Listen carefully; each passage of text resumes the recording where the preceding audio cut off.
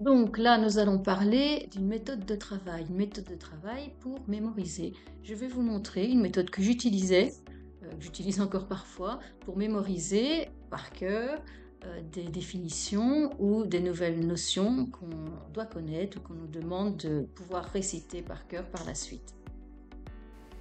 Alors voilà, on me demande donc d'apprendre ce qu'est la nouvelle, donc une notion qui est vue en français. Et donc la définition est la suivante. C'est un récit court avec peu de personnages. Elle comporte généralement une action unique et intense.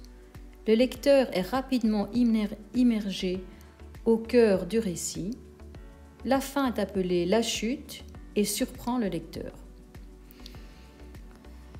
Alors, ce que je vais faire, eh bien, chaque mot que je vais voir apparaître sur cette définition, je vais le traduire par des images qui me viennent spontanément en tête. Ces images ne sont pas logiques, elles ne sont pas vraies, c'est pas quelque chose... voilà, ça va changer d'une personne à l'autre.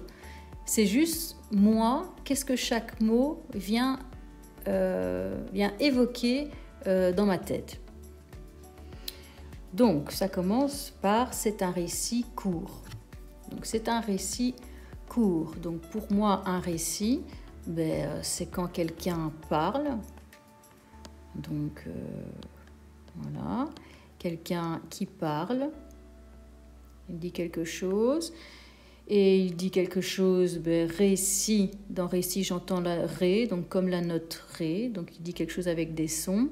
Donc, je vais mettre la note ré à l'intérieur. Donc, ça, pour moi, c'est un récit. Court, court, ça me fait penser à quelque chose de court, donc comme s'il avait un pantalon court, par exemple. Donc, c'est un récit court avec peu de personnages, ça veut dire ils sont peu, donc ils sont deux, on va dire, hein, parce que ça, c'est peu. Donc, ce sont des personnages, alors, pour bien dire que ce sont des personnages, je vais quand même mettre un chapeau à l'un et peut-être un masque à l'autre. Voilà. Donc c'est un récit court avec peu de personnages. Elle comporte généralement une action unique et intense. Donc comporte, j'entends porte. Ok, c'est ce qui me vient en tête, donc je fais une porte.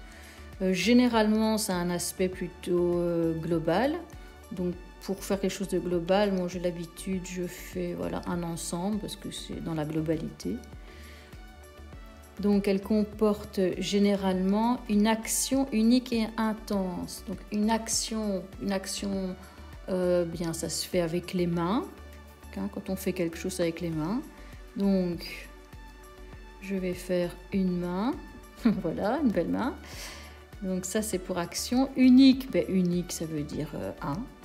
Unique c'est un seul, voilà. Et intense, je vais mettre ici des sortes de scintillements autour de la main pour dire que c'est quelque chose d'intense, de lumineux. Voilà pour la première partie.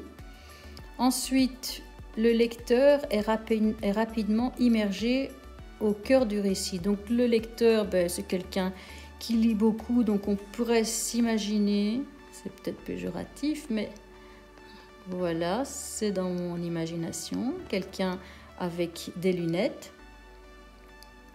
Donc le lecteur est rapidement immergé.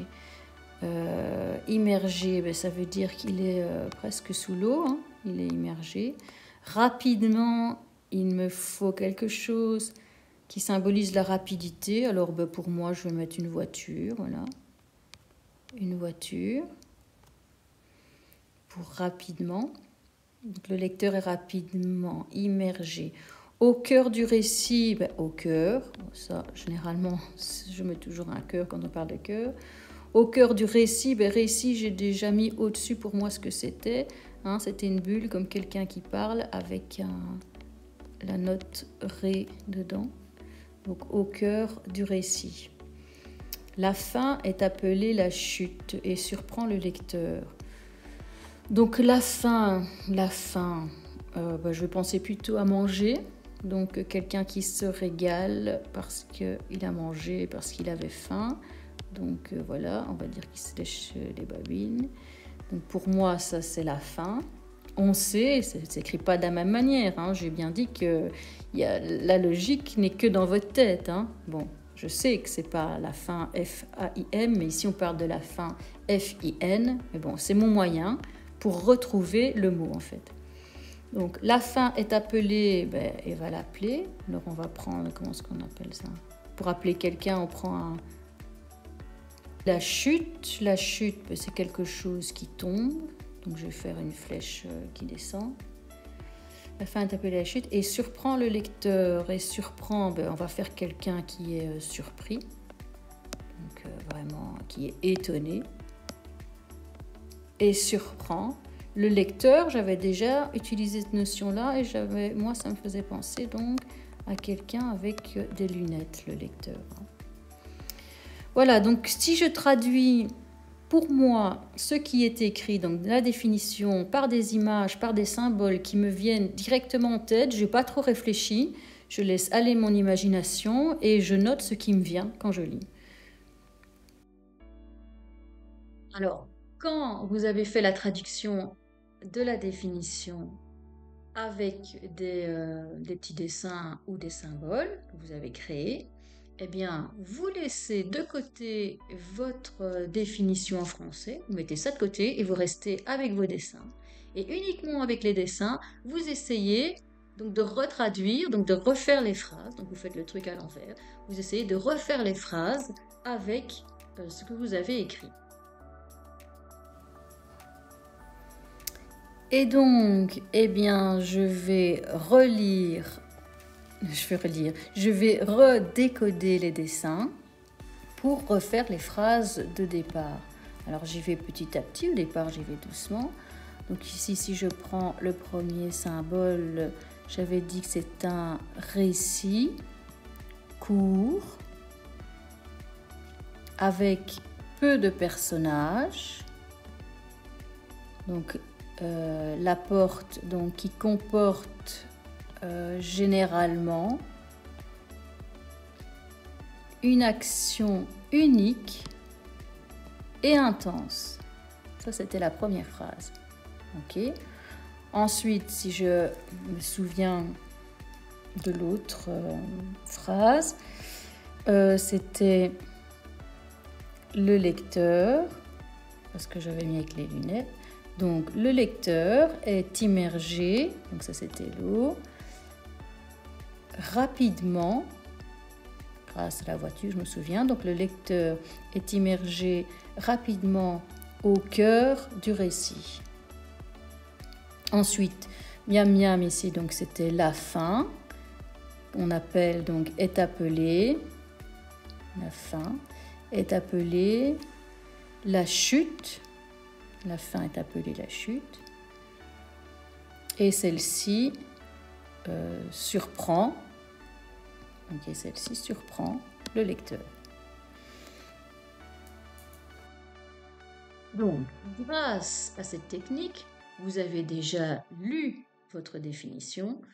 Vous l'avez décortiquée parce que vous l'avez analysée pour trouver des images qui évoquaient pour vous certains mots. Donc, il y a eu des évocations.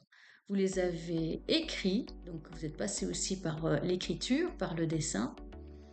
Ensuite, vous avez fait le travail dans l'autre sens, vous avez lu le dessin pour vous remémorer les mots qu'il y avait dans la définition. Donc, l'air de rien, en faisant ça, ça paraît un peu comme un jeu, hein, surtout qu'on est libre dans les dessins. Et d'ailleurs, plus ils sont surprenants, plus ils sont étonnants et plus ils vous parlent en fait. Comme je vous dis, il n'y a vraiment pas de bon ou de mauvais dessin, il faut que ça vous parle à vous et que ça vous rappelle le bon mot.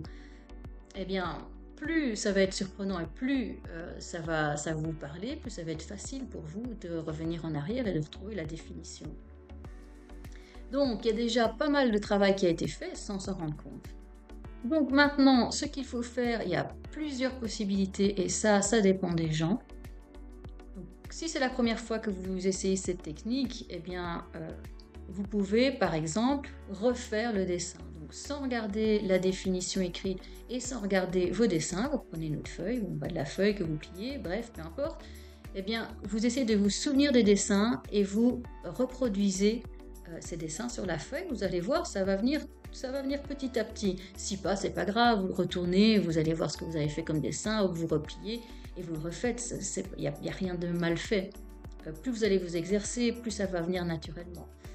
Et ensuite, petit à petit, quand on se sent prêt, eh bien, on retire la définition, on retire les dessins, et alors on essaye d'évoquer, donc de se souvenir de la définition sans plus rien garder.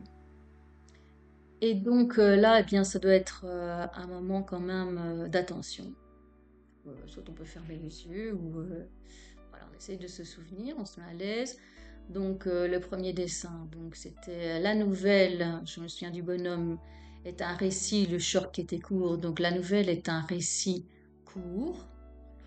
Ensuite, avec peu de personnages, la nouvelle est un récit court avec peu de personnages. Il y avait une porte, donc elle comporte généralement une action unique et intense. Ça, c'était pour la première phrase. Deuxième phrase, alors le lecteur est rapidement immergé au cœur du récit. Et ensuite, la dernière partie, c'était celui qui avait faim. Donc la fin est appelée la chute et surprend le lecteur. Donc voilà, en quelques temps, avec pas beaucoup de temps et sans avoir l'impression qu'on travaille vraiment, en fait, c'est pas ennuyant du tout, c'est même plutôt gai de faire ces dessins, etc.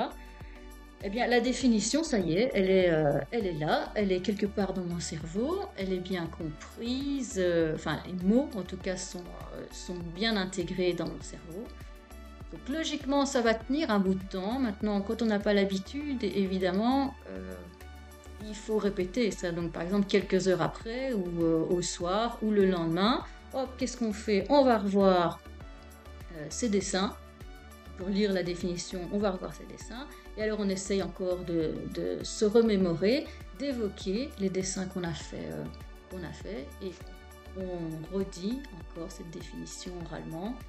Voilà, jusqu'au temps qu'il n'y a plus de doute et qu'on sait qu'on va retrouver la définition. Alors, encore quelques exemples pour cette technique qui est plutôt donc imagée. Avec quelques notions de mathématiques qui sont nettement plus brèves que des explications ou des définitions qu'on pourra avoir en sciences, en histoire ou en français. Mais donc par exemple, pour les nombres premiers, voici la définition que je retiens pour un nombre premier. Alors nombre, eh bien je le mets avec un n pour nombre. C'est un nombre qui se divise, eh bien je fais comme si je divisais mon n. C'est un nombre qui se divise uniquement, et hop, je mets u pour uniquement. D'ailleurs, ça fait nu, et à l'envers, ça fait 1. Donc, c'est un nombre qui se divise uniquement par lui-même. Là, je mets une flèche qui revient sur lui-même. Par lui-même et par 1, vu que si vous regardez à l'envers, nu, ça fait 1. Donc, voilà ma définition d'un nombre premier. Alors une autre définition peut-être, celle d'un rationnel.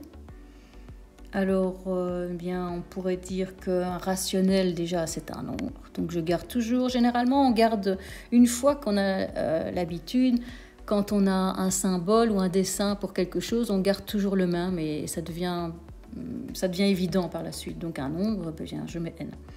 Donc un rationnel, c'est un nombre qui peut s'écrire sous forme d'une fraction.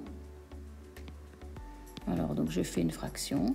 Et comme on sait, pour la fraction, on a le numérateur au-dessus et le dénominateur en dessous. Et donc, c'est un nombre qui peut s'écrire sous forme d'une fraction où le numérateur est entier.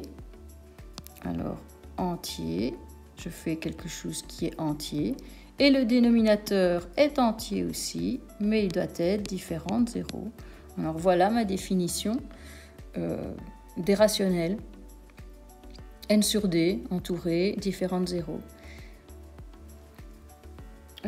Puis il y avait aussi la valeur absolue par exemple. Donc la valeur absolue, on va dire que c'est une distance entre le nombre, une distance entre le nombre et le point d'abscisse 0. Et elle est toujours positive, forcément c'est une distance. Donc voilà comment moi je traduis la définition de la valeur absolue. Donc au lieu d'écrire en français dans ma tête, voici comment ça se présente. J'espère que cette petite technique va vous aider et peut-être que si vous ne l'appliquez pas telle quelle, c'est pas grave. Peut-être que ça vous donne des idées pour travailler différemment, pour accorder le travail que vous faites à ce que vous êtes et à ce que vous avez envie de faire. Il faut faire des choses de façon à ce que ça vous amuse, sans avoir cette impression de travailler difficilement. Il faut que ça reste quand même de l'amusement, parce que vous apprenez, et apprendre, c'est toujours quelque chose de chouette. Voilà, c'est comme un jeu à chaque fois. Essayez en tout cas, essayez de nouvelles méthodes, essayez ces techniques, essayez d'autres techniques, et vous allez voir, vous allez trouver quelque chose qui vous correspond. Sans rien faire, ça marchera.